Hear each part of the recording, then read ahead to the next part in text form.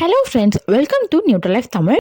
ஒரு சிலருக்கு தூங்கும் போது அவங்கள அறியாமலே சத்தம் போட்டு கொரட்டை விடும் பழக்கம் இருக்கும். இன்னைக்கு நம்ம வீடியோவில் கொரட்டை வருவதற்கு என்ன காரணம், இதை குறைக்க என்னெல்லாம் பண்ணலாங்கிறத பற்றி பார்க்கலாம். வாங்க வீடியோக்குள்ளே போகலாம்.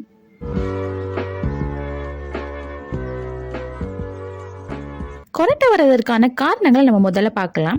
நம்ம மூச்சு விடும்போது நம்ம மூச்சு குழாயில் எங்கேயாவது தடை ஏற்பட்டதுன்னா அது மூச்சு காற்று நம்மளுக்கு கொரட்டையா வெளியேறும். மூச்சு குழலானது சுருங்கி போயிருந்தாலோ அல்லது பாதியா அடப்பட்டு போயிருந்தாலோ கொரட்டை ஏற்படும். சிலருக்கு மூக்கோட அமைப்பு சரியில்லாம போயிடுச்சுன்னா மூச்சு குழல்ல அடைப்பு ஏற்படும். அப்படிப்பட்டவங்களுக்கும் இந்த கொரட்டை பிரச்சனை அதிகமா இருக்கும். அதே போல மூக்கின் உள் சுவர்கள் வளைந்திருப்பது, மூக்குல சிறிய அளவிலான கட்டிகள் வருவது, மூக்குல உள்ள டான்சில்ங்கிற பகுதி விரிவடைந்திருப்பது, தொண்டையில ஏற்படுற வறட்சி, இப்படி எல்லாமே கொரட்டைக்கான காரணங்கள் இருக்கு.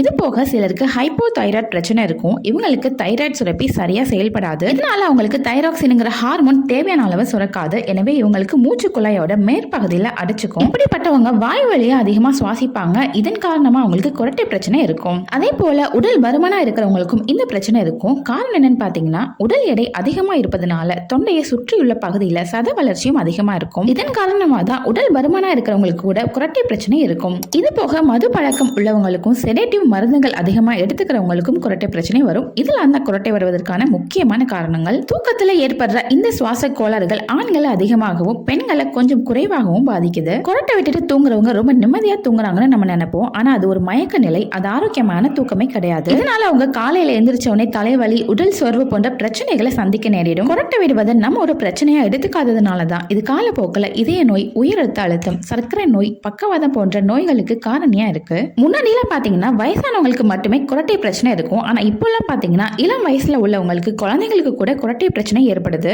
சரி, தூங்கும் போது மட்டும் ஏன் கொரட்டை வருதுன்னு நிறைய பேர் யோசிப்பீங்க. அதுக்கு காரணம் என்னன்னு பாத்தீங்கன்னா, தூங்கும் போது தொண்டையில உள்ள தசைகள் தளர்வடைந்து ஓய்வெடுக்கும். அப்போது மூச்சு பாதையில உள்ள அளவு குறுகும். இப்படி குறுகிய பாதையில சுவாச காற்று செல்ல முற்படும் போது கொரட்டை சத்தமா அது வெளியேறுது. ஒரு சிலருக்கு மல்லாந்து படுத்து தூங்கும் போது கொரட்டை வரும். இதுக்கு என்ன காரணம்னு பாத்தீங்கன்னா, அவங்க தளர்வு நிலையில தூங்கும் போது நாக்கு கொஞ்சம் உள்வாங்கி தொண்டைக்குள்ள இறங்கி நிற்கும். இதனாலும் மூச்சு பாதையில தடை ஏற்பட்டு கொரட்டை சத்தம் உருவாகுது. சரி, இந்த கொரட்டை பிரச்சனைக்கு ஏதாச்சும் ட்ரீட்மெண்ட் இருக்கான்னு கேட்டீங்கன்னா கண்டிப்பா இருக்கு. நீங்க மருத்துவ ரீதியா போனீங்க அப்படின்னா பாலிசோம்னோகிராஃபி அப்படிங்கிற நவீன கருவி மூலமா உங்க தூக்கத்தை முதல்ல ஆய்வு செய்வாங்க. உங்க உடல்ல எலக்ட்ரோலைட்டுகளை பொருத்துவாங்க. இது மூலமா மூளையோட அலை செயல்பாடு, இதய துடிப்பு, மூச்சோட அளவு, ரத்தத்துல உள்ள ஆக்சிஜன் அளவு, இது மாதிரியான விஷயங்கள் எல்லாம் கணக்கிடப்படும். இது கூடவே கண்களோட, கால்களோட இயக்கத்தையுமே ஆய்வு செய்வாங்க. இதை தூக்க ஆய்வு, ஸ்லீப் ஸ்டடின்னு சொல்லுவாங்க. மேலும் இந்த ஆய்வுல CPAPங்கிற கருவியை நம்ம உடல்ல பொருத்தி நம்மளோட மூச்சு காற்றோட அளவை கணக்கிடுவாங்க. இந்த ஆய்வோட ரிசல்ட்டை பொறுத்து தான் உங்களுக்கு மருந்து மாத்திரைகள் போதுமா இல்ல அறுவை சிகிச்சை மூலமா தான் இதை குணப்படுத்த முடியுமாங்கிறத மருத்துவர்கள் உங்களுக்கு பரிந்துரைப்பாங்க.